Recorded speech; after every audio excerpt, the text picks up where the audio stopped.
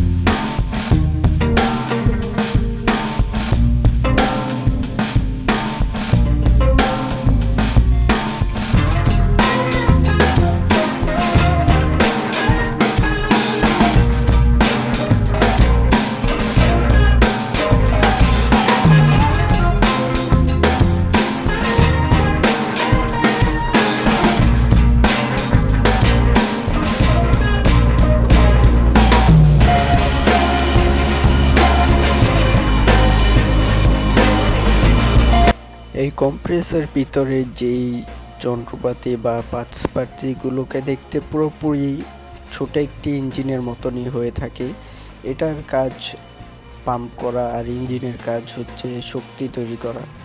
দুটার মধ্যে কিছুটা তফাৎ আছে কিন্তু মেকানিজমটা কিছুটা একই। এর ভিতরে ছোট একটি ক্রিস্টালের মতন হয়ে রয়েছে যেটি আপ ডাউন করতে থাকে এবং নিচে একটি সুন্দর মেটাল রয়েছে যেটি এটাকে উপর নিচে করতে সহযোগিতা করে।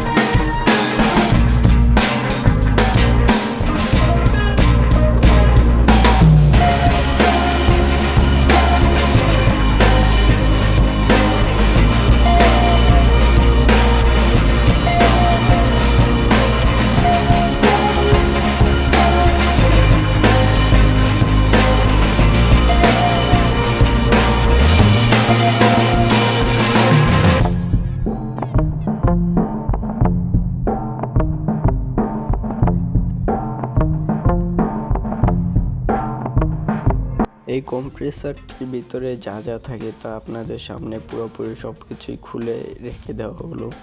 দেখতেই পাচ্ছেন 4-5টি নাট এবং ছোট একটি কিস্টান থাকে। কিস্টানটিকে চালানোর জন্য একটি মোটর ব্যবহার করা হয়, যেটি সরাসরি কারেন্টের সহযোগিতায় চলে।